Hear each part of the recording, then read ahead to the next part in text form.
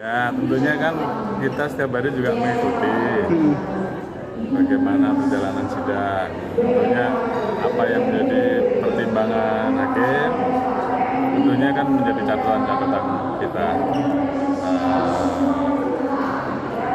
Kita juga melihat apa yang menjadi harapan masyarakat, harapan orang tua, itu semua menjadi pertimbangan kami untuk dalam waktu dekat apabila memang yang bersangkutan sudah menyatakan menerima, itu semua menjadi bagian yang tentunya nanti akan dijadikan pertimbangan bagi Komisi Kode Etik, bagi institusi untuk bisa memutuskan suatu keputusan yang adil bagi semua pihak.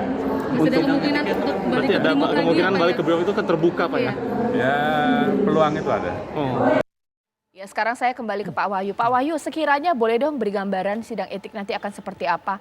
Mengingat terbukti oleh hakim dikatakan bahwa Eliezer ini terbukti terlibat dalam pembunuhan berencana. Ini menjadi hal yang akan memberatkan tidak ya? Begini, tentu putusan nanti tergantung sidang etik yang kalau menurut Perpol, karena Eliezer ini ada di bawah organik Brimob, maka nanti pimpinan sidangnya adalah Kadif Propam. Oke. Nah, kalau kita lihat normanya saja. Normanya itu di Perpol nomor 7 tahun 2002 di pasal 17, itu disebutkan kategori etik itu ada ringan, sedang, berat. Nah, untuk kategori berat itu ada beberapa kriteria, di mana di pasal 17 ayat 3 huruf E disebutkan melakukan tindak pidana dan telah mendapatkan putusan yang berkekuatan hukum tetap. Ya. Artinya ketika nanti sudah inkrah keputusannya, karena kan jaksa tidak banding, maka dia secara etik kategorinya berat. Lalu kita lihat di Perpol itu di pasal 109 dijelaskan seseorang anggota Polri yang kriterianya etika berat itu bisa kena hukuman administratif. Itu ada 5 level, Mbak, di dalam Perpol. Level pertama itu mutasi demosi. Ya. Level kedua itu penundaan kenaikan pangkat. Level ketiga itu penundaan pendidikan. Level keempat itu ditaruh di Patsus. Level 5 PTDH. Artinya peluang itu ada semua. Nah, seperti kata Kapolri. Tapi sekali lagi ini tentu ketika menentukan pada hukuman apa, kan pertimbangan ada pada pengadil. Pengadilnya adalah Propam. Tentu apa yang menjadi fakta di sidang, kemudian suara publik, kemudian perkembangan dinamika pengadilan itu akan menjadi pertimbangan semua, Mbak. Ya, oke. Ditahan dulu Pak Wahyu, sekarang saya akan ajak Anda untuk melihat suara publik pemirsa. Sekiranya kalau publik setuju tidak ya Eliezer tidak dipecat dari institusi Polri. Rekan saya Leo Chandra sudah siap mengabarkan langsung dari lokasi mau tanya-tanya masyarakat di sana. Leo, silahkan. Baik Caca dan juga pemirsa, setelah sidang vonis terdakwa Richard Eliezer dijatuhi 1 tahun 6 bulan oleh hakim di Pengadilan Negeri Jakarta Selatan atas kasus pembunuhan berencana yang menewaskan Brigadir Joshua, yang kemudian ini akan dapat kembali bekerja di Brimob. Seperti apa nih tanggapan masyarakat? Anissa dan juga Permisa. Halo, selamat malam, dengan siapa? Ya, malam dengan saya Islah dari Madura. Setuju nggak dengan ketika nanti setelah Eliezer menjalankan hukumannya 1 tahun 6 bulan ini, kemudian Eliezer dapat bergabung lagi untuk bertugas di Brimob? Oh, sangat setuju, Mas. Soalnya beliau sangat luar biasa karena beliau ini masih muda, termasuk semangat kerjanya tinggi, baik, bagus lah. Disayangkan kalau tidak dipakai karena kita ingin Pak Richard Eliezer ini secepatnya kembali lagi ke tugas yang sudah selama ini sudah diberikan. Jadi harapan kita semoga beliau sehat, sejahtera, semoga segera bisa melewati masa-masa yang sulit seperti ini. Amin ya rabbal alamin. Amin, terima kasih Bapak. Nah, itu dia tadi pemirsa salah satu masyarakat, dan kita geser ke sini untuk mencari masyarakat lagi. Halo, selamat malam, dengan siapa? Malam, dengan Nurdin. Gimana nih tanggapan Anda tentang Eliezer akan dapat kembali bertugas setelah menjalani hukuman 1 tahun 6 bulan, kemudian dia akan kembali bertugas lagi di Brimob?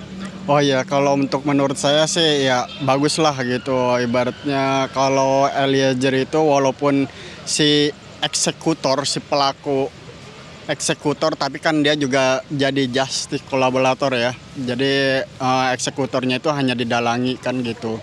Untuk hukumannya pun saya setuju gitu, karena kan emang majelis hakim pun lebih ngerti, lebih paham lah gitu, ibaratnya tentang membaca kasus ini, siapa pelaku utamanya, siapa yang jadi dalangnya, dan siapa juga yang korban-korbannya gitu sebagai peristiwa ini, seperti itu. Dan untuk harapannya sendiri bagaimana setelah nanti Eliezer menjalani hukumannya, kemudian dia akan bertugas kembali di Brimob? Saya sih harapannya dia menjadi satu panutan, satu contoh bagi aparat-aparat yang lainnya, untuk masyarakat juga sebagai orang yang mengakui kesalahan, terus dia juga ibaratnya gentleman, bisa mengakui kesalahannya, terus dia juga kooperatif lah dalam menjalani perkara ini gitu sih Pak. Oke, terima kasih. Selamat malam Pak, kembali melakukan aktivitasnya. Nah itu dia pemirsa, memang diketahui juga bahwasannya Eliezer ini selama persidangan kasus pembunuhan berencana oleh Brigadir Joshua ini, dia merupakan justice kolaborator yang membantu hakim untuk menyelesaikan dan mengungkap kebenaran. Dan kemudian menurut Jenderal Kepolisian Listio Sigit ini juga mengatakan bahwasannya Eliezer kemungkinan bisa kembali untuk bertugas di Brimob dengan menunggu hasil dari sidang etik, dan seluruh catatan dari hakim selama persidangan berlangsung ini juga bisa menjadi penentu apakah Eliezer kemudian bisa kembali bertugas ke Brimob. Begitu Caca dan juga pemirsa, kembali ke studio. Terima kasih Leo Chandra sudah tanya-tanya kepada masyarakat. Mayoritas masyarakat setuju Eliezer ini kembali ke institusi Polri khususnya Brimob. Terima kasih Leo Chandra. Sekarang saya ingin ke Pak Sugeng. Pak Sugeng, oke lah kalau misalnya kita melihat vonis dari hakim dikatakan juga memperhatikan dari bagaimana publik melihat kasus ini. Divonis ringan, masyarakat sangat setuju. Tapi setidaknya kode etik akan mempertimbangkan hal yang sama tidak? Mengingat tersangka obstruction of justice PTDH, bahkan Sambo PTDH. Dan kalaulah Eliezer nantinya kemudian tidak PTDH, bagaimana marwah institusi Polri? Jangan-jangan hanya pengecualian untuk Eliezer, seperti apa Pak Sugeng? Arus dukungan publik ya dalam kasus ini begitu besar ya terhadap Eliezer. Itu dikarenakan Eliezer itu seorang yang konsisten ya. Konsisten di dalam sikapnya membongkar kasus ya. Penyidik akan kesulitan kalau dari awal Eliezer tidak membuka ya. Penyidik akan kesulitan untuk mengungkap kasus ini. Walaupun mungkin bisa, tetapi memang akan tidak semudah saat inilah. Nah itulah yang menjadi salah satu dasar diwujudkan dalam bentuk pemberian status justice kolaborator kepada Eliezer. Ini harus menjadi poin penting. Yang kedua, kalau menggunakan Perpol nomor 1 tahun 2003, ada ruang diskresi ya. Ruang diskresi itu pertimbangan dari yang berwenang, dalam hal ini pimpinan maupun sidang kode etik gitu, untuk memakai alasan-alasan yang tersedia memberikan putusan bukan PTDH. Jadi ada alasan hukumnya. Alasan hukumnya juga sudah ada, yaitu PP nomor 1 tahun 2002 pasal 11 ya ayat 1. Ya. Jadi PP nomor 1 tahun 2003 pasal 11 ayat 1. Di sana ada ruang diskresi atau ruang pertimbangan yang bisa diberikan. Demikian. Ya.